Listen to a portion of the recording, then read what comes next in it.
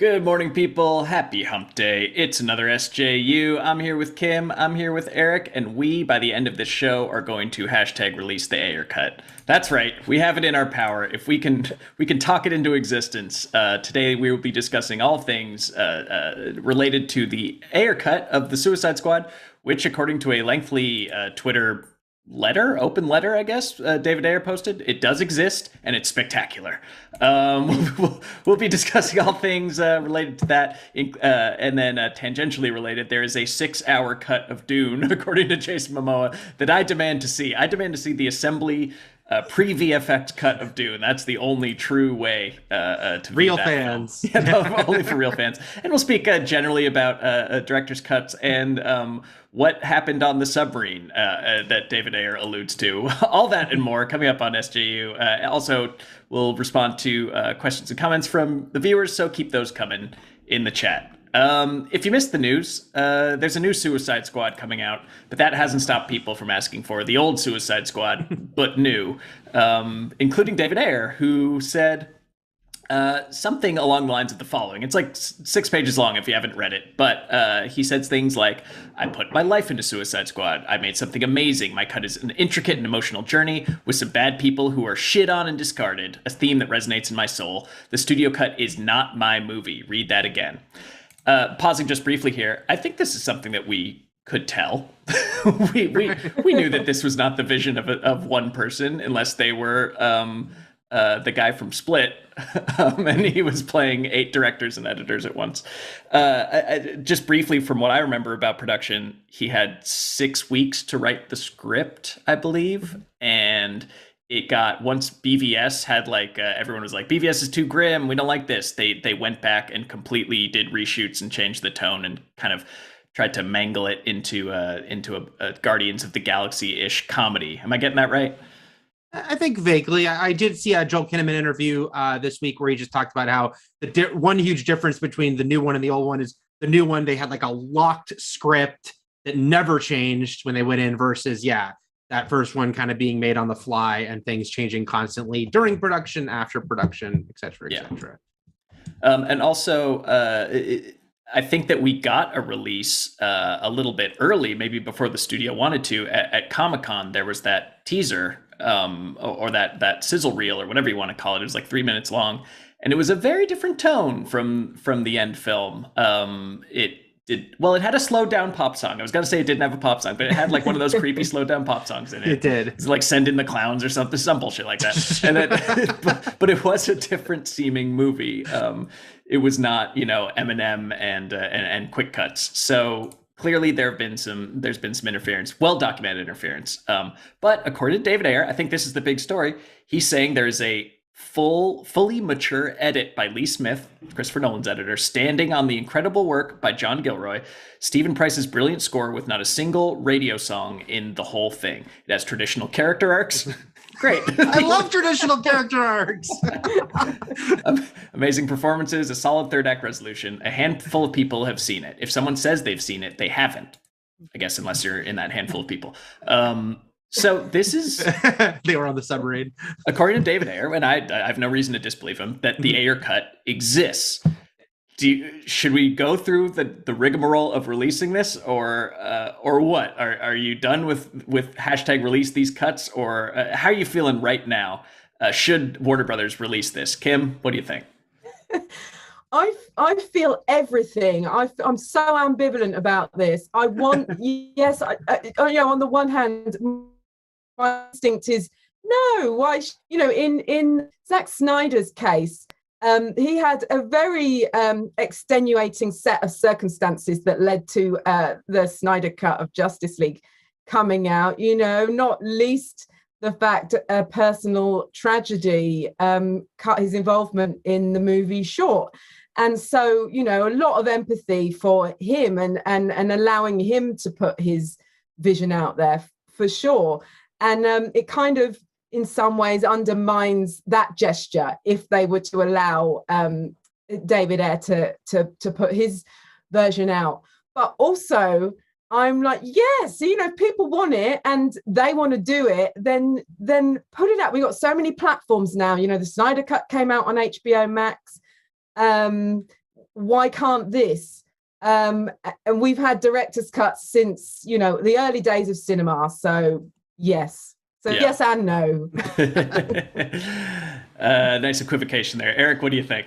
I mean, yeah, I'm going to just say a solid no. Now, part of that is just my personal feelings on how much I just don't see anything in that 2016 Suicide Squad movie where I'm like, yeah, I want to see the different. Yeah, I mean, I'm sure. Here's the thing. I bet it is better, right?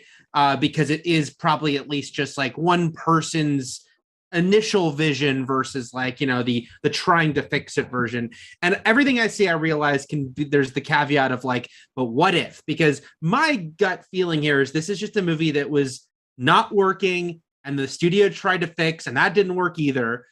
So we ended up with just, you know, a bad movie that, but I have a feeling probably was not working in any form. I just think it's just strange. It's that weird slippery slope because I'm like, there's so many movies like this, so many movies that we heard, oh, there's a lot of trouble behind the scenes. Oh, they reshot a ton of it. And it just is weird when sometimes the fans get behind certain ones, but they don't care about others. It's like, where's the release, the Kurtzman cut of The Mummy, right?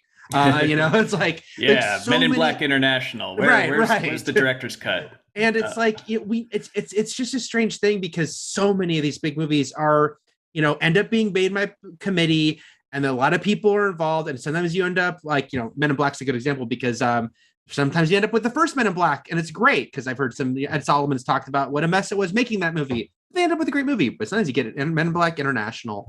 Yeah. So I do think, yeah, like you were talking about, Kim, there were so many specifics around the Snyder cut, which I still have like weird feelings about them releasing. But at the end of the day, I still understand it was a very unique situation, both why he left, but also the launch of HBO Max and why they thought that made sense at the time to do that.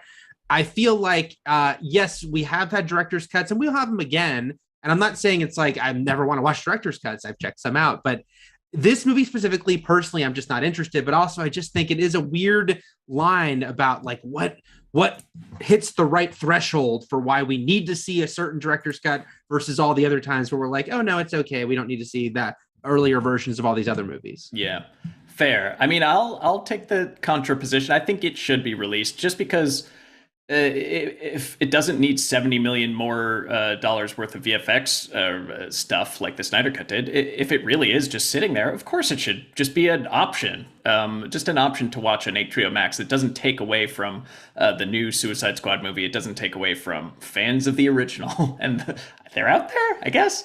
But even though, and I agree, although I do agree with you, Eric, his version's probably not that great. I'm only basing this off of his last 5 movies, which have been The Tax Collector, Bright, Sabotage, Street Kings, Harsh Times. Like, this isn't Training Day. Fury was a long time ago too. And it's just like, I'm not personally, and I think that critically that is echoed, I'm not a huge fan of his work, even when he's not claiming, you know, studio interference. Like, he's got a set of moves, and I'm not sure, but it sounds like this was in line with his recent output that I'm personally not a fan of. But I do think that it shouldn't have been meddled with just because BVS didn't work. I don't think that's a good reason to completely mangle the movie. I just don't think it's going to be something for me either, but we'll see. Or maybe we won't. They did ask. They did stick a mic in front of all the cast of the new one and make them give their 2 cents about the Ayer cut. Here's what some of them said. Margot Robbie, putting her on the spot on the red carpet, said, asked about should they release the Ayer cut. She said, "It's all a very complicated situation that I'm probably not responsible for." It's true, Margot, you're not. That's true. She did bring up a good point, is that, you know, when you're an actor, you don't see cuts until the movie comes out. That's why actors like to get producer credit, because then they get to, you know, see things as as the process unfolds. She said, and she did produce Birds of Prey, but not these Suicide Squad movies. Yeah. So she said, as an actor, sometimes I don't see it until half the country's seen it. You don't really get to see the different iterations along the way. So kind of a non-answer there. Joel Kinnaman, a little more direct. That's Rick Flag in both films. Said, why not? You always want to see the director's vision. Pretty straightforward. I don't think there's anything wrong with that. Flashing back, Kinnaman said he was a little disappointed with Suicide Squad. He said on a podcast, "I thought the first 40 minutes of the film were effing great. Then there were conflicting visions, and it just didn't end up being what we all hoped it was. Didn't feel like the movie that we hoped we were going to make." John Cena said, "It's in a company's best interest to listen to their audience, and if it's something that's so in demand and they got it, why not?" Okay. So yeah, I guess the cast has nothing to lose by saying this. Sort of maybe would they piss off WB and like not be in their good graces, but they're the ones that get yelled at on Twitter, not the executives. So if the cast rallies around it, do you think, just like for the Snyder Cut, would that gain momentum and maybe push this closer to reality? Yeah, I think it could. All of this publicity around it is great. The Snyder Cut happened in a similar way, but given that David Ayer has really talked up this version now, he's called it amazing. I can't see him taking a punt and putting it out there because, as I agree with Eric. I don't think his version is actually, in all likelihood, amazing. And sticking his head up above the parapet like that, it's going to get shot down, I feel. I think he should just take the learnings, or perhaps they all should take the learnings. As some of you may know, I wrote a book about the Matrix, one of the things that led to that film being made was the fact that the Wachowskis had their Assassin script retooled completely early on in their career and got really burned by Hollywood, and took that disappointment, that learning, and went forward with the Matrix, solidly kind of saying, we're going to make the movie we want to make, and so David Ayer, go forward, make another movie, make that submarine movie.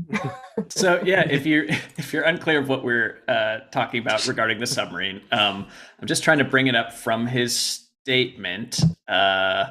Someone help me find. He talked about his military background and that he won't talk about the full story of what happened on Suicide Squad any more than he would talk about the full story of what happened on a submarine, right? When he was in the Navy. Right. Yeah. Yeah. So what do you think happened on that submarine? I don't know. He said 67 days underwater in a steel tube when you're running out of food. But then he said he wouldn't tell the full story. Did they eat somebody? I don't know. Is that the implication? Yeah. That's what I want to see. Yeah, I don't know. But yeah, I think it's just a weird thing. Like, I don't know if Warner Brothers is going to do anything here, because the Snyder Cut of it all, and again, I'm going to couch this in the fact that I have interacted with plenty of people who were just passionate fans of Zack Snyder and wanted to see that movie on Twitter, versus the group that were giving people a bad name and got pretty damn harassing of people I know personally. And the fact is, because once the Snyder Cut came out, it did pivot into like, now release the Snyderverse, restore the Snyderverse, restore the Ayer cut. There is that. I think that Warner Brothers probably feels like they have to put their foot down, because it does become a thing about like, man, we're trying to make all this new stuff, but if we keep doing all these other projects, and especially the it's finished thing of it all, because when they announced the Snyder Cut, it was all like, well, it's mostly finished and they're going to do a little bit, and then it became $70 million. So, which again, unique circumstances that I think was probably worth it to them for that special thing. But I don't know. It's like, he says it's done, but is it really done? Are the effects done? Do they have to go back and tweak a lot of little things, even if they had a finished cut he was happy with? I think there's a lot of factors there that make one of those, wary. And yeah, it's like, look, David Ayer's made a lot of stuff, and he's made stuff I really like. And recently he's made stuff I haven't liked. But I do think, Kim, like you're saying, like, the look forward is probably the best bet for all involved at this point. Yeah, if you're hungry for his unfiltered vision, just watch The Tax Collector and imagine that Shia LaBeouf is Diablo, because oh boy, that movie's something else. So yeah, and then only one other thing I wanted to point out from his statement is that he seems to think that they didn't make movies about corrupt cops until the early 2000s LAPD Rampart scandal. And I just would like to show him, Serpico, film noir, whatever. It's neither here nor there. It's a powerful statement. So I encourage you all to read it yourself and form your own take, because I want to talk about Dune. The 12-hour 2-movie version.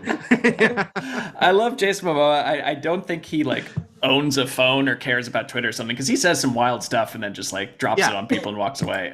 No one seems like someone I'd more like to hang out with, but also seems more random than Jason Momoa. Yeah. No, he's like a more like savoir-faire Batista. He just like says whatever he thinks and then bounces. So he said to the New York Times that he's beating the drum, maybe literally, for Warner Brothers to release the 4 to 6 hour version of Dune. He doesn't want any footage they shot from the first movie trimmed. No cuts. No cuts. And I gotta say, I agree with him. Here's his full quote. It was a cool movie. You know what they need to do? They need to make the 4 to 6 hour version of the first half, Momoa said. It's like, let's watch the 4 to 5 hour movie like a TV show. I could choose when I want to watch the whole thing. I want to see Denis' whole vision. I don't want it to be trimmed. My man. Right.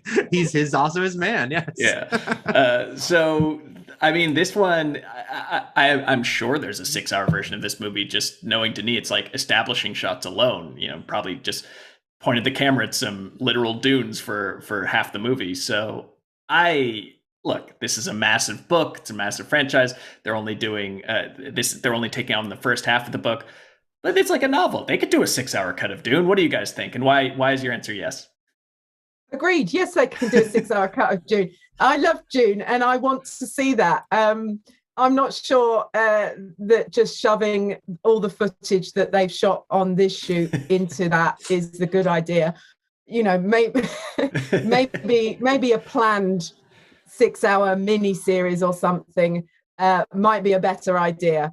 But in theory, yes, I want more Dune, a long Dune. Never-ending Dooney. What do you think, Eric?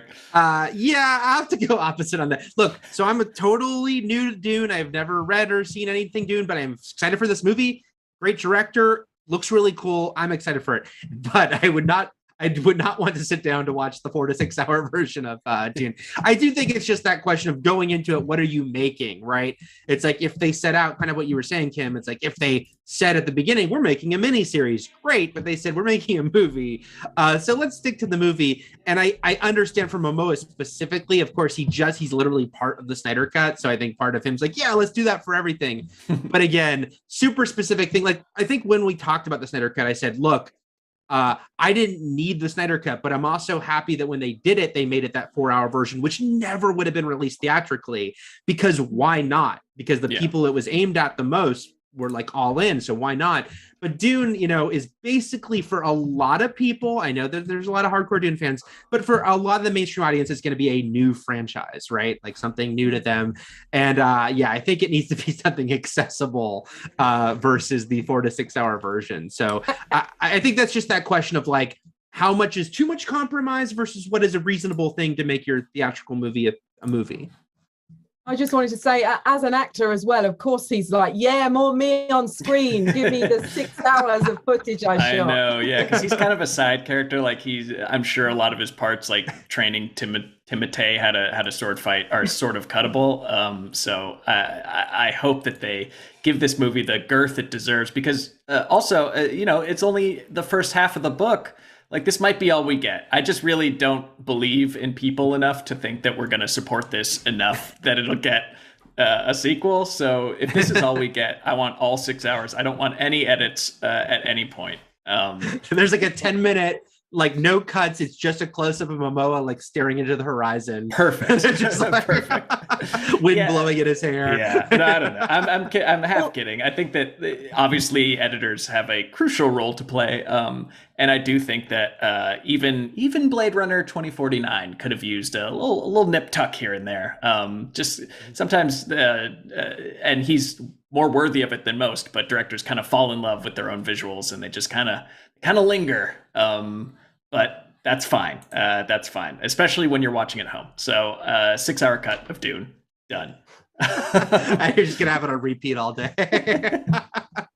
That's it on director's cuts, unless y'all have like more general, like wide-ranging, pulling back takes on this whole situation we find ourselves in, where there's fans clamoring for expanded cuts and true visions of movies that maybe were never meant to see the light of day in the first place.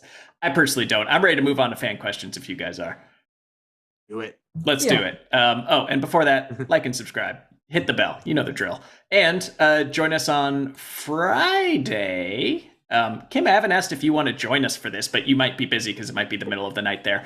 We're all going to watch the Suicide Squad together live on this very channel. Oh, wow. Thanks. Maybe Kim will be there. Who knows? It very well might be. I'll leave it a mystery for now. Yeah, leave it as a mystery. So some combination of some people that you see on this channel will be watching the Suicide Squad, and we'll be playing some games and chatting along with you while we do. All right. On to the chat. Levetto writes, should DC straight up stop aiming for a universe and try it again with a better plan in the future? Or do you think if they don't just force the universe now, it'll never happen? Yes, I think they should force the universe now. You know, it hasn't all been failure, has it? We've had some good films and some well-received films. You know, Aquaman, Wonder Woman, Birds of Prey, Shazam, like they've got lots of hits. Yeah. And you know, not everybody loves all of the MCU films. There are just a ton of them now that the less popular ones kind of just mix in with it all and kind of fall by the wayside a little bit, I suppose, or they attempt to you know, revive them by making them seriously important in later stories. So yes, I think yes, do it now or it'll never happen.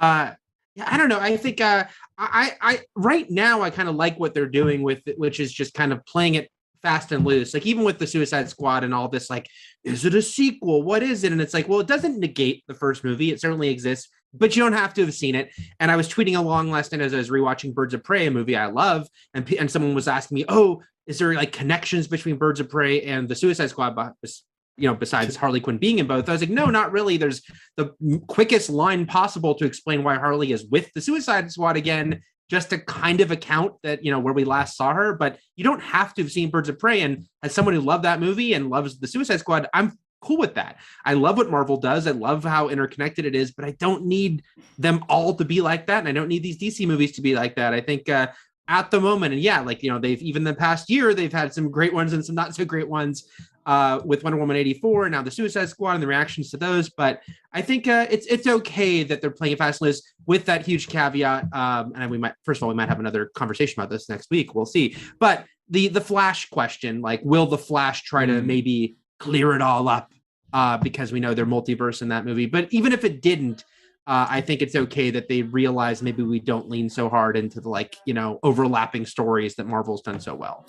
Yeah, I think that a DC universe needs a Batman and a Superman to build off of, or to at least be a part of. And right now they're sort of between both of them. And granted, you know, the MCU launched on the backs of Iron Man and Thor, and they still don't, and only recently have the rights to Spider-Man and the X-Men and stuff like that. So you don't need your biggest characters, but I do think that if you can't nail those two, you don't got much. And that leads into our next question from Panther.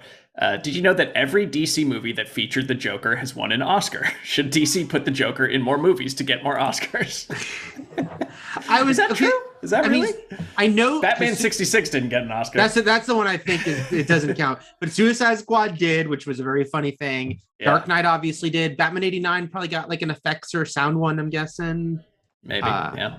So Joker obviously did. Joker. Yeah. So I guess the answer is yes, right? Like, more Joker, more Oscars. Is that the data says everything we need to know.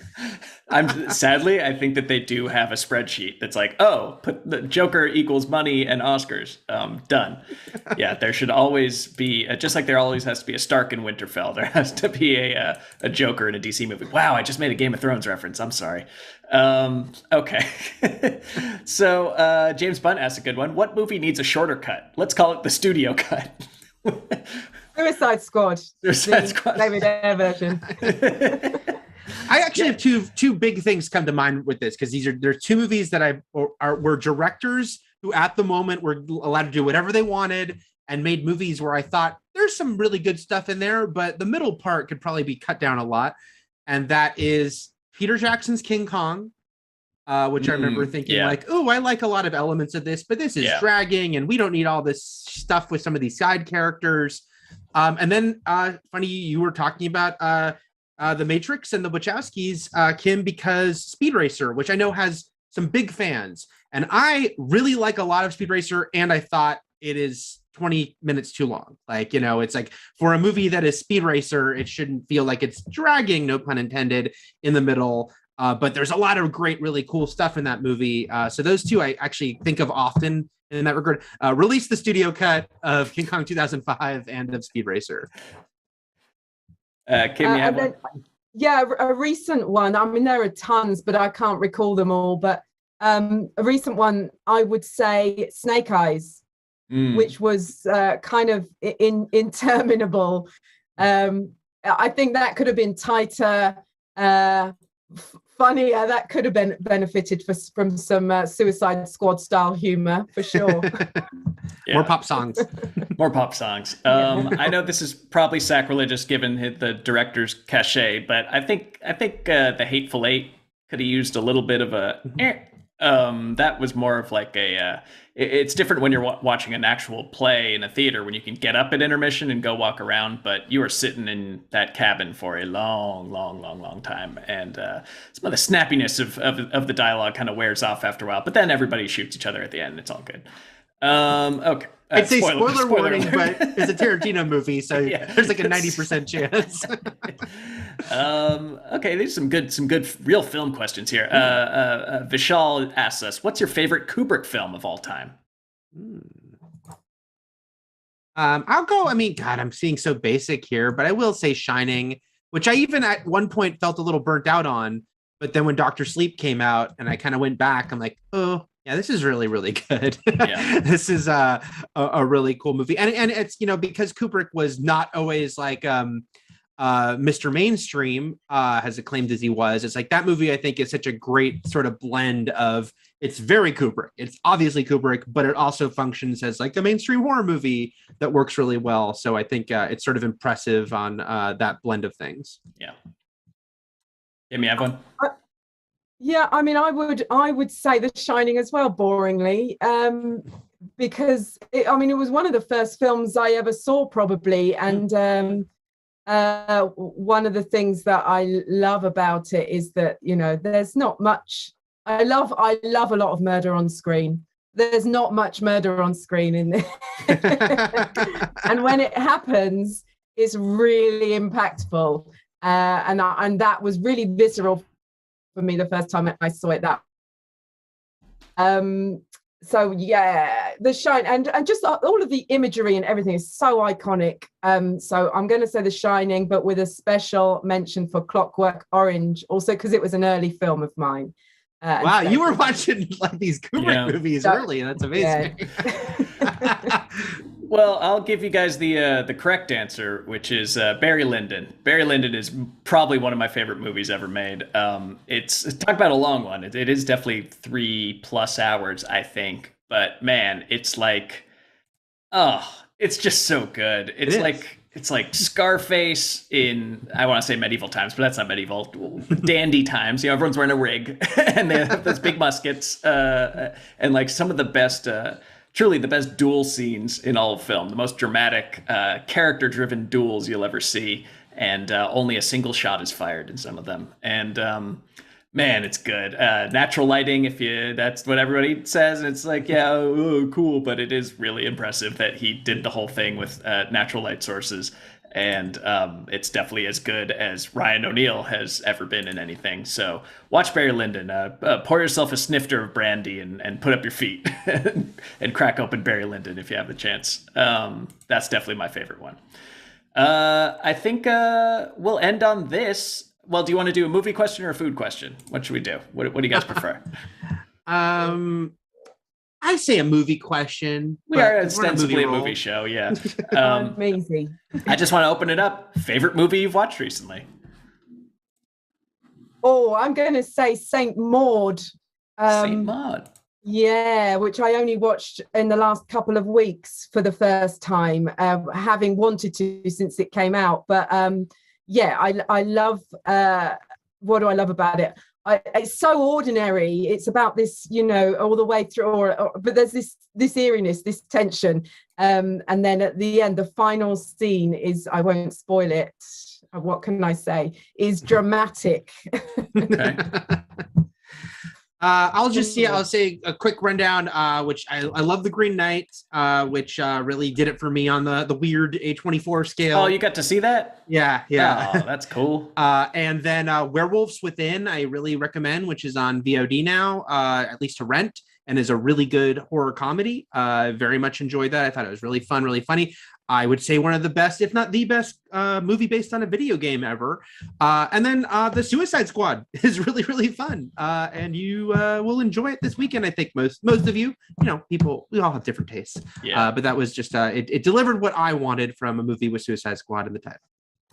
I went down a weird rabbit hole that led me to revisiting an old favorite of mine, the King of New York, starring Chris Walken, and the Matrix's own Lawrence Fishburne. In probably his definitely his most fun role for sure, because I was like, I don't know how I ended up there, but I was on like Smosh's IMDb page, and then I clicked on Anthony Smosh Anthony, and he had King of New York as one of his credits, and I was like, there is no way that Anthony from Smosh is in that movie, that like 70s crime, no, it's the 80s. I think I was like, he's playing Wesley Snipes' son. This is insane. I need to rewatch this. What? He's not. It's a different actor named Anthony Padilla, but IMDb has that wrong. Unfortunately, it would have been very cool, but also strange if that was the case. But if you haven't seen King of New York, I mean, it's probably got like one of the best casts of all time. I mean, Christopher Walken,